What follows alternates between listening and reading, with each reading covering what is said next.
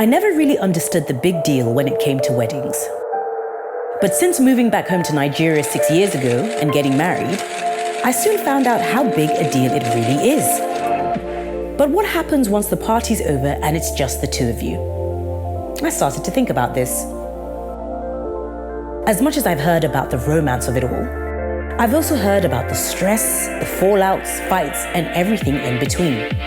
Divorced after 6 months, happy being a mistress, the 7-year itch, 8 years dating but no ring in sight. The topics were endless. So I wanted to see what regular people had to say on these topics.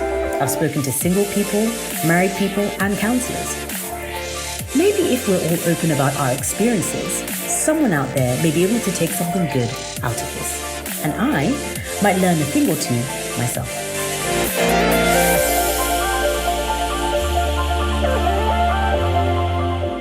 Hi guys, welcome to another fantastic episode of So You Want to Get Married. So You Want to Get Married is table talk where we talk about anything and everything to do with love, marriage, dating, relationships, sex, you name it. We try and cover it over here. I am joined by an array of amazing guests. First up, we have got IT consultant Femi. Femi, how are you doing? Hi, Dolapo. Good to see you. Same here. We are joined by singer, amongst other things, Omonesa. Omonesa, how are you doing? Hi. I love your hair. Thank you. Good to see you. And we're joined last but definitely not least by brand consultant Tomi. Tomi, hi. Hi, Dolly. Good to see you. Same here. Fantastic. Now, let's talk about today's episode. Today's topic is how to keep the fire burning in your marriage. So, you're all married, right? Yep. So, our viewers want to know, how does one keep the fire burning in the marriage? So before I, throw out my questions, let me just read a couple of facts, okay? So what I have here, it says, most married couples are happiest in their 3rd year of marriage. That's interesting. And it says just 2 years after marriage, 1 in every 5 couples has a sexless marriage, having less than 10 encounters a year. So first of all, have you all been married over 3 years? Yes. Okay, because I haven't, so I'm going to ask you. So, were you happiest in your 3rd year of marriage? Let's start with Omonesa first.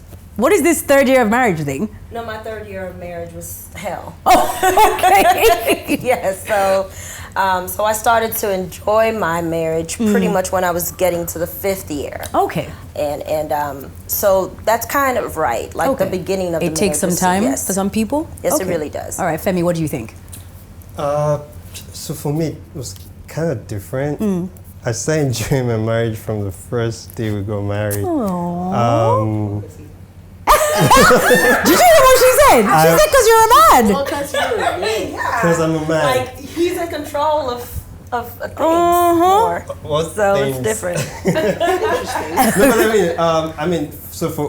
but I think it was same for my wife because we have conversations and we try to gauge, measure what's going on, evaluate. That's the word I was looking for. So I think it's been awesome. 6 years now, and it's been good. Okay, great. And Tomi, this that it says just after 2 years, 1 in 5 couples have a sexless marriage. What do you think about that statistic?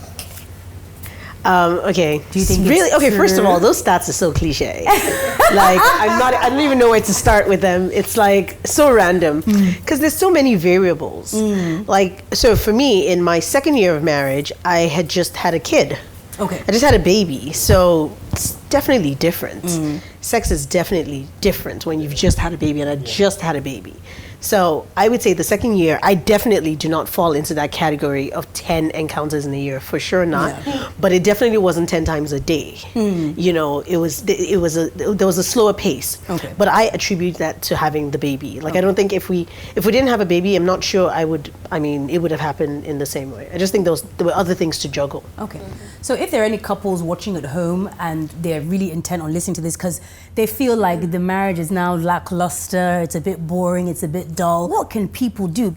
Help us. For me, I think it's you guys need to be friends. You really have to be friends because there is the passion that comes, and then after a while the passion dies. Yeah. And it's the friendship that takes over, and you have to both make conscious efforts to reignite the passion and so many things.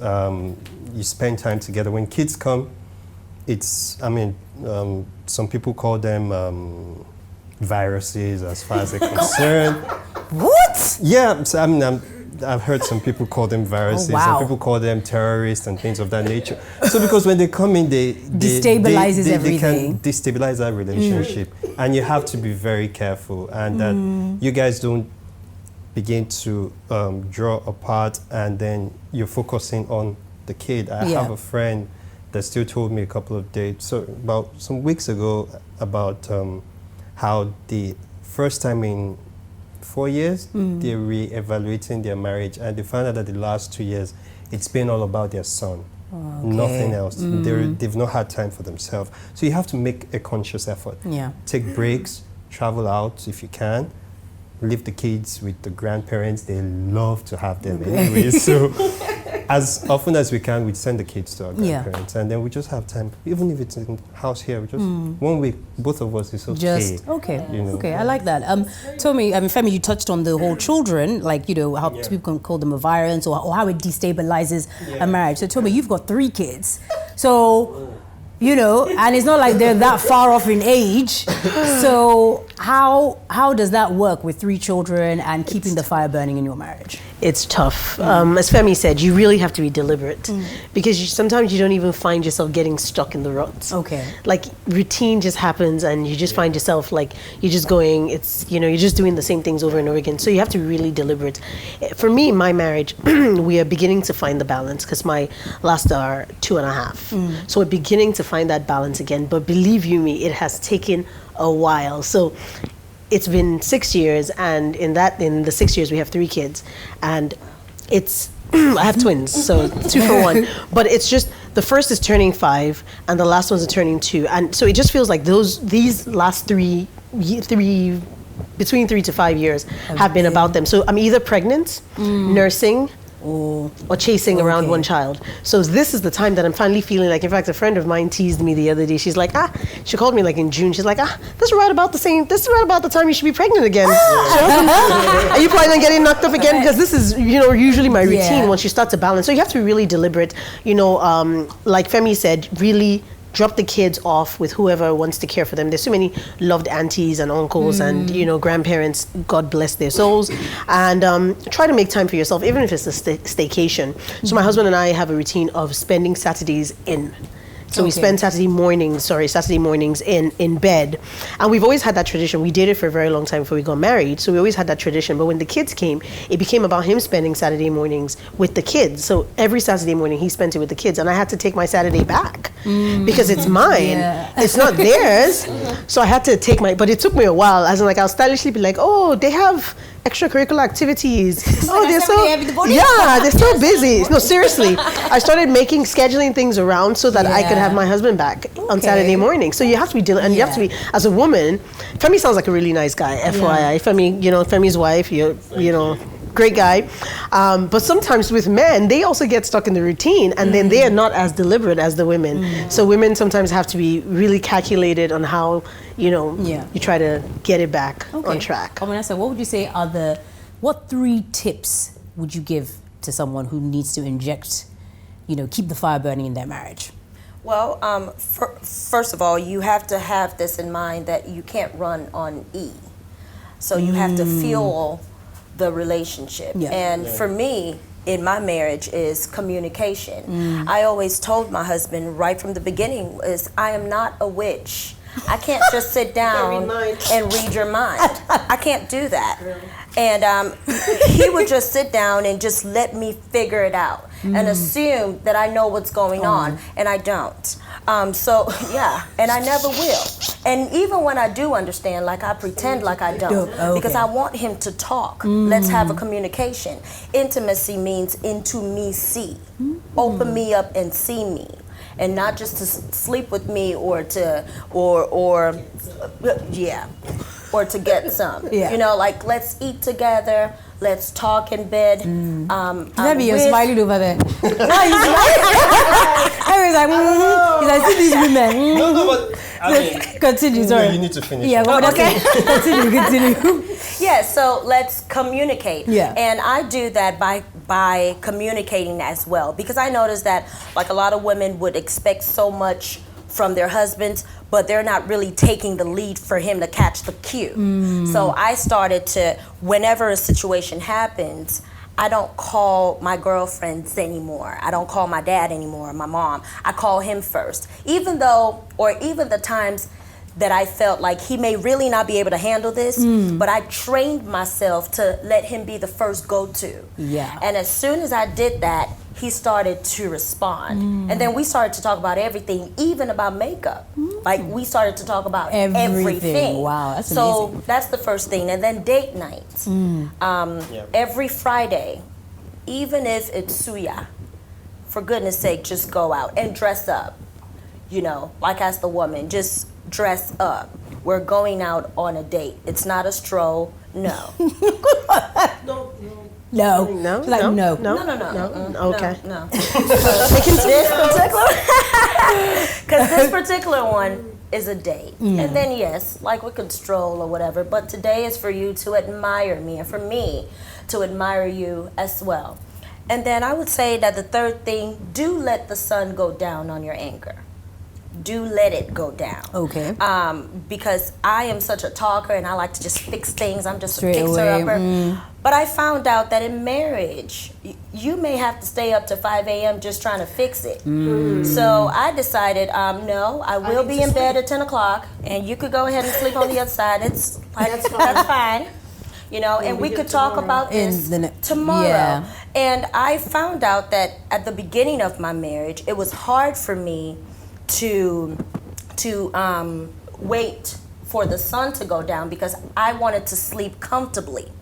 And that's because I had the mentality of we are not friends till this situation is sorted. sorted. But now you're gonna be mine forever. So this is just a situation. Therefore, I could still make love to you. I could still cuddle with you. I could still cook with you, and we could come back to this. Preach. So it's a mentality, right? Yeah. Okay, well, I think you've given really, really valid comments, and I'm forgetting a few tips for you guys. I'm just storing it in my head. Sexy lingerie. Yeah, I mean, like you said, dress up, wear sexy lingerie. Just be naked. There you go. Just be naked. Hello. Make sure there's no cook or anybody around, Sha. So we're gonna quickly. We've actually run out of time, unfortunately, guys. But we're gonna quickly go to the question of the day before we let our guests go. So here we go. Now, the question of the day is totally unrelated to what we're talking about. It's just to see what you guys think. Someone sent it in. I'm 35 years old and I've been dating my 31-year-old boyfriend for a year. He has everything I'm looking for in a man. We love each other, have great jobs, and are of the same faith. However, he now wants to change religion, something that I am 100% against. He explained that I don't need to convert and how I should think very carefully about breaking up with him, as there are plenty of women who would easily overlook such an issue. How can I overlook the fact that we are now unequally yoked? I don't want to compromise on my beliefs, but I'm getting old. What should I do? Ooh, it's a tough one. She answered it. Yeah, she already knows. Oh, she answered it. Bye. Oh, She already knows the answer. Not only, she needs to go. She just needs a sounding board. Yeah, because he's already telling her, like he's already sort of given her an ultimatum, like if you don't, you stick to this, or and I mean no. And he's saying he's not budging, basically. And that's a threat. Yeah. That's what I'm saying. If he can make a threat when he just has just a cup of the milk, so what's gonna happen when he owns the cow? Because it's almost like he knows that she's eager.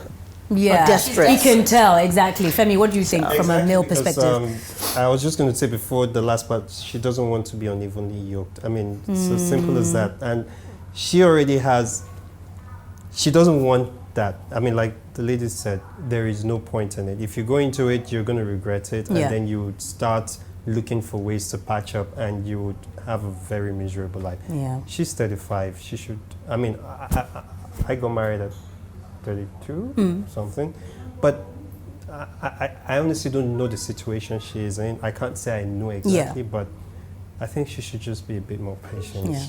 Okay, guys, unfortunately, we've run out of time. If you guys are watching at home and you have any comments for our guests, or you want to ask them anything, or, just put your 2 cents in of the topic of today. All you have to do is send us an email to soyouwantmarry@gmail.com or any of our social media handles, soyouwantmarry. Guys, it's been tremendous. Thank you so much, and we hope to see you soon. Thank you very much. Thank you. All right, that's it for another episode of So You Want to Get Married. See you next time. Bye-bye.